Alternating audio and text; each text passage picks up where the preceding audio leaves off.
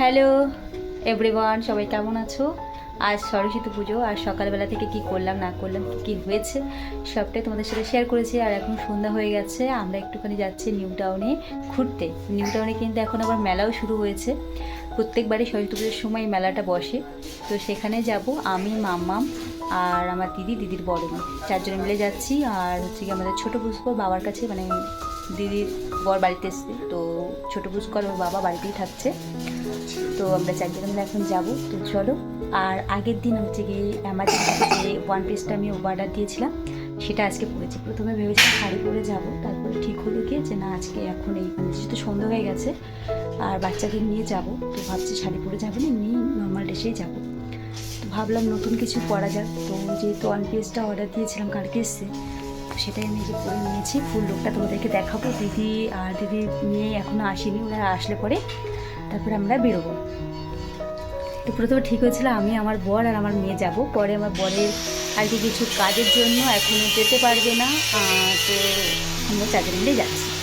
হচ্ছে ব্যাপার। আর বাড়িতে এখন চলছে কাজ, তাই তোমরা এই ভিডিওতে আওয়াজও শুনতে পাচ্ছ, তো সেটাকে ইগনোর করো। আমি জানি না আমার এই ভয়েসটা কতটা শোনা যাচ্ছে। হাতটা দেখো কি সুন্দর হলুদ হয়ে রয়েছে, কারণ আজকে সকালবেলায় হলুদ মাখার ব্যাপার ছিল। তা আমি অল্প হলুদ মেখেছি, মাম্মামকে পুরো করে হলুদটা মাখিয়েছি, যার কারণে পুরো হাতটা এখন হলুদ হয়ে রয়েছে। তো চলো বেরিয়ে তারপর তোমাদের সাথে দেখা হচ্ছে। মাম্মাম বলছে আমরা যে যাচ্ছি ওইখানে ভালো মেলা নেই, পাপার সাথে যাবি, বড় একটা গাড়ি কিনে দেবে।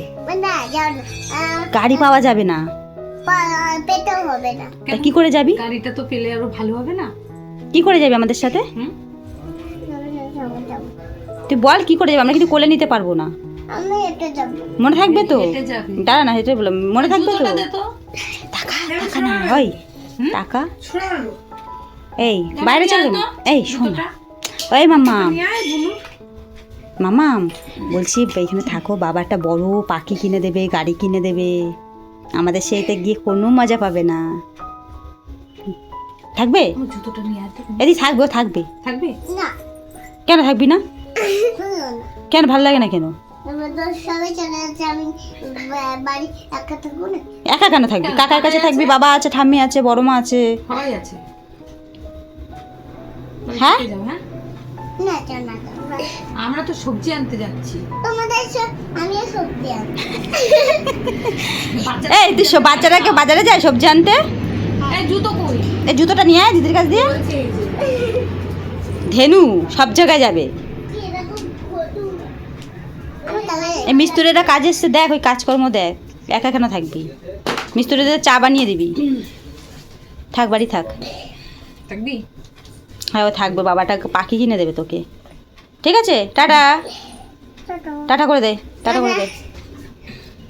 তুমি থাকছো তো, বাড়িতে থাকছো তো? না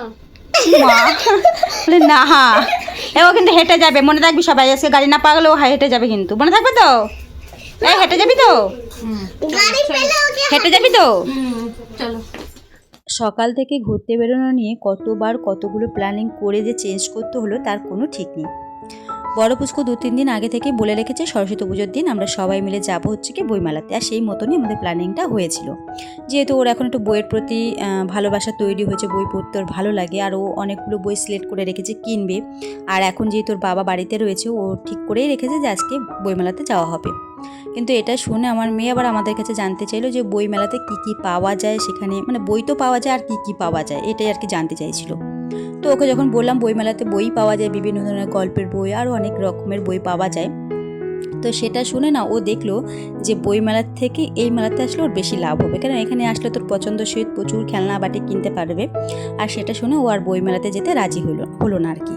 তো সেটা শুনে আমি আর আমার দিদি তখন বললাম ঠিক আছে, তাহলে আমি, আমার বর্মশাই আর আমার মেয়ে আর কি, আমরা তাহলে নিউ টাউন মেলাতে যাচ্ছি, তাহলে তোরা মানে দিদি জামাইবাবু আর ওদের 2 মেয়েকে নিয়ে ওরা তাহলে করুণাময়ী বই মেলাতে যাবে। তো সেই প্ল্যানিংটাই বিকেল পর্যন্ত ঠিক ছিল। তো বিকেলে হঠাৎ করে আমার বরের কাজ পড়ে যাওয়ার কারণে তো বর্মশাই আসতে পারবে না, ওদিকে আবার বাড়িতে আসতে মিস্ত্রি, তাই জামাইবাবুও বেরোতে পারবে না। তখন ঠিক হলো যে আমরা 4 জনে মিলে বেরোবো। এবার 4 জনে তো রেডি টেডি হয়ে বেরোবো, সেই সময় আমাদের ছোটো পুষ্কর আর কোনোভাবেই ওর বাবার কাছে বাড়িতে থাকবে না। রেডি হওয়ার আগে পর্যন্ত কিন্তু ওর বাবার কাছে থাকতে ও রাজি ছিল। তো যাই হোক, কি আর করা যাবে, তোমরা তো দেখলেই যে ওকে আমরা নিয়ে আসবো না আর ও কিছুতেই বাড়িতে থাকবে না। তার ছোট্ট নমুনা তোমাদেরকে দেখিয়েছি যে কী কী আমাদের সাথে বলছিল, আর এত কিছু বলার পর ওকে কি আর রেখে আসা যায় বলো। বেরোনোর কথা ছিল 4 জনে মিলে, তো ফাইনালি আমরা 5 জনে মিলে আজকে মেলায় এসেছি। মেলার মাঠে এসে প্রথমে এই দোকানটা আমার চোখে পড়েছে, যেখানে রয়েছে মাথায় থেকে পায়ে পড়ার জিনিস পর্যন্ত, মানে এক দোকানের সমস্ত জিনিস তোমরা পেয়ে যাবে। প্রত্যেকটা কালেকশানে কিন্তু খুবই সুন্দর। এখন যে ব্রেসলেট বা ব্যাঙ্গেল যাই বলো না কেন, এগুলো কিন্তু খুবই ট্রেন্ডিং, যেটা আর কি আমি আমার হাতে পড়ছিলাম। তো আমারও অনেক দিন ধরে ইচ্ছা করছিল একটা নেবো, আর আমি নিয়েওছি। কোনটা নিয়েছে তোমাদের অবশ্যই দেখাবো।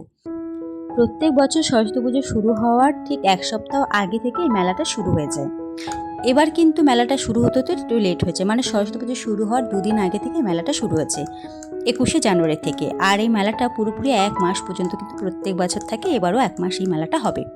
আর মেলার মাঠে ঢুকে যেটা বুঝলাম বা দেখলাম সেটা হলো এখনও পর্যন্ত কিন্তু প্রচুর দোকান ওপেন হওয়া বাকি রয়েছে, মানে পুরোপুরি মেলাটা কিন্তু এখনও সেজে ওঠেনি।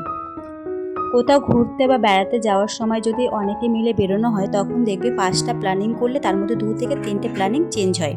আর এতে করে কিন্তু আমাদের মন খারাপ হয় না, বরং দেখি মাঝে মাঝে বেশ ভালোই লাভই হয়।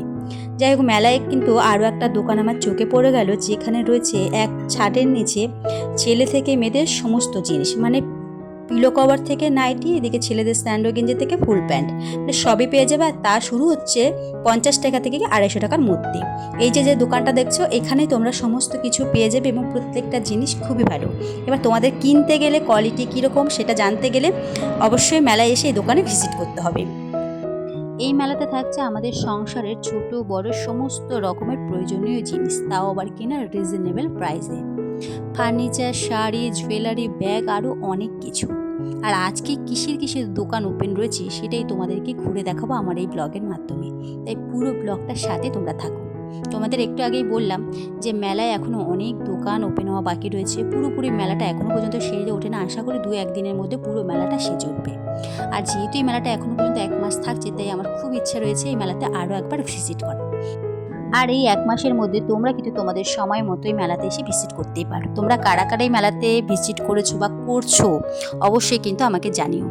মেলা মানে হচ্ছে ঘোরাঘুরি, খাওয়া দাওয়া, কেনাকাটা। আর মেলার মাঠে কেনাকাটা মানে হচ্ছে বার্গেনিং, কারণ মেলার মাঠে কেনাকাটা করতে গিয়ে যদি বার্গেনিং না করা যায় তাহলে কেনাকাটা করে মজা নেই।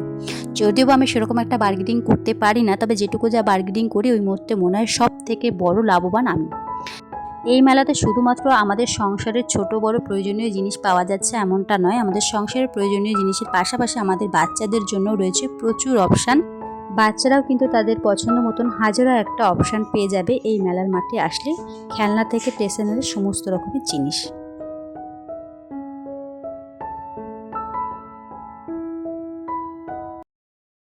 মেলায় ঘুরতে ঘুরতে এই দোকানটা আমার চোখে পড়লে, যেখানে রয়েছে আমাদের মেয়েদের খুব পছন্দের কিছু জিনিস। এই দোকানে রয়েছে খুব সুন্দর সুন্দর ক্লিপ, ব্রেসলেট, হেয়ার ব্যান্ড, আরও অনেক কিছু। তবে মেনলি যে জিনিসটা দেখে আমি এই দোকানে এসেছি বা আমাদের ম্যাক্সিমাম মেয়েদের যে জিনিসটা পছন্দের, খুবই পছন্দের, সেটা হলো ইয়ারিং। এই দোকানে যে ইয়ারিংগুলো রয়েছে জাস্ট ওয়াও, তোমাদেরও খুব ভালো লাগবে, একবার দেখো, তাই না? খুব দারুণ না ইয়ারিং কালেকশন? জানি তোমাদের এখন প্রাইসগুলো জানতে ইচ্ছা করছে যে ইয়ারিংয়ের প্রাইস কীরকম। এখানে যে ইয়ারিংগুলো দেখছো পার পিস 100 টাকা করে কিন্তু প্রাইস ছিল। এবার বার্গেনিংটা কিন্তু তোমাদের উপরে, তোমরা যেরকম বার্গেনিং করবে সেই অনুযায়ী কিন্তু নিতে পারবে। আর আমার মনে হয় এই দোকানে মেয়েরা যারা আর কি একবার ঢুকবে, খালি হাতে ফিরে যাওয়াটা কিন্তু মুশকিল। আমিও আমার জন্য বেশ কিছু ইয়ারিং ট্রায়াল দিচ্ছিলাম, আর আমি নিয়েওছি, তোমাদেরকে দেখাবো। তবে এরকম একটা ইয়ারিং যদি নিজের কাছে থাকে তাহলে যে কোনো সাজেশনতে কিন্তু একদম পারফেক্ট মানানসই। আর আজকে যে ড্রেসটা আমি পরেছিলাম, প্রত্যেকটা ইয়ারিং জানি না কেন ওই ড্রেসটার সাথে খুব দারুণ মানাচ্ছিল। এবার তোমরা জানিও আমাকে কেমন লাগছিল। মেলার মাঠে এখন হচ্ছে কাজ, তো পুরোপুরি মেলাটা এখনো সাজিনি আর কি, সাজানো চলছে। এটা কি আছে? তারামা প্লাস্টিক সেল, 20 টাকা, যা নেবে দেখ। 20 টাকা তোরা কিছু নিবি?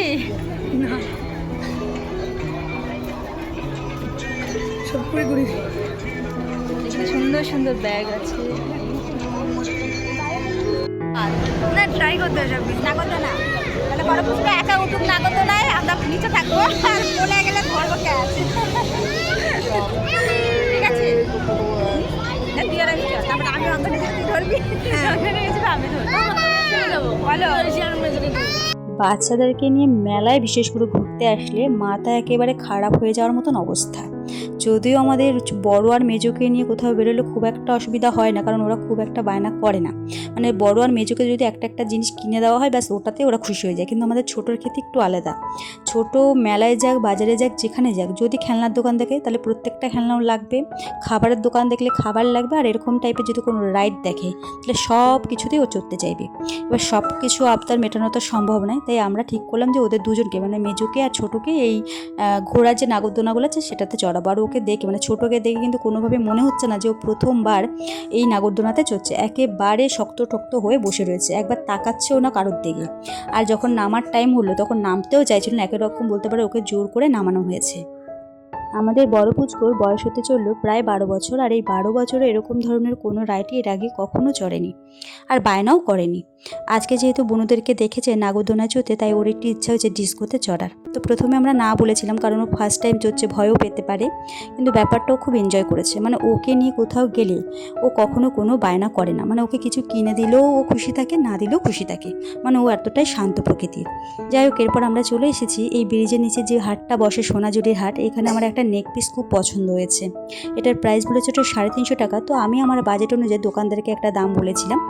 এই নেক পিসটার দাম 350 টাকা, আমার কাছে একটু বেশি মনে হলো। তো আমি বার্গেনিং করে ওনাকে যে দামটা বলেছিলাম সেই দামে হবে না বলে আমি আর নিলাম না। তোমরা জানিও তো যে নেক পিসটা 350 টাকা কি উনি ঠিকঠাক বলেছে না বেশিই হয়ে গেছে দামটা। যাই হোক, এরপর আমরা চলে এসেছিলাম মোমোর দোকানে, আর এখানে আমরা অর্ডার দিয়েছি আমাদের জন্য ভেজ মোমো। মেলা ঘুরে আমরা বাড়িতে চলে এসেছি, আর আমাদের বাড়ির পাশে একজনাদের বাড়িতে সরস্বতী পুজো হয়েছে, মানে বড় পুচকোর এক ফ্রেন্ডের বাড়িতে। তো সেখানে আমাদের 3 পুচকোর সকালবেলা পুষ্পাঞ্জলি দিয়ে এসেছে, তোমাদেরকে তো আগের ব্লগেই বললাম। তো ওনাদের বাড়ি থেকে রাত্রেবেলা আমাদের জন্য প্রসাদ পাঠিয়েছে। প্রসাদে ছিল হচ্ছে গরম গরম খিচুড়ি আর 5 মিশালি একটা তরকারি। ঠাকুরকে দেওয়া যে কোনো ভোগের প্রসাদ খেতে কিন্তু সবসময় আলাদাই একটা টেস্ট হয়। এমনি সময় যদি বাড়িতে এরকম খিচুড়ি তরকারি বানানো হয়, সেই টেস্টটা কিন্তু পাওয়া যায় না যেটা ঠাকুরকে ভোগ লাগানোর পরেই প্রসাদে আসে। তো যাই হোক, আজকে রাতের খাওয়া দাওয়া কিন্তু আমরা ঠাকুরের এই ভোগ প্রসাদ দিয়ে কমপ্লিট করব। আর আজকে পুরো ব্লগটা তোমাদের কেমন লাগলো, আমার সাথে মেলায় ঘুরে তোমাদের কেমন লাগলো অবশ্যই কিন্তু জানিও। আর আমার খুব ইচ্ছা রয়েছে আরও একবার এই নিউ টাউনের মেলাতে ভিজিট করার। যদি ভিজিট করি অবশ্যই তোমাদের সাথে শেয়ার করবো, আর তোমরা কারা কারা মেলায় ভিজিট করলে অবশ্যই জানিও। তাহলে আজকের ব্লগের গল্পটা এখানে এন্ড করছে, আবার নতুন ব্লগে নতুন গল্প হবে। ততক্ষণ সবাই ভালো থেকো, সুস্থ থেকো। আজকের মতো টাটা, বাই বাই। আবার নতুন ব্লগে খুব শীঘ্রই দেখা হচ্ছে।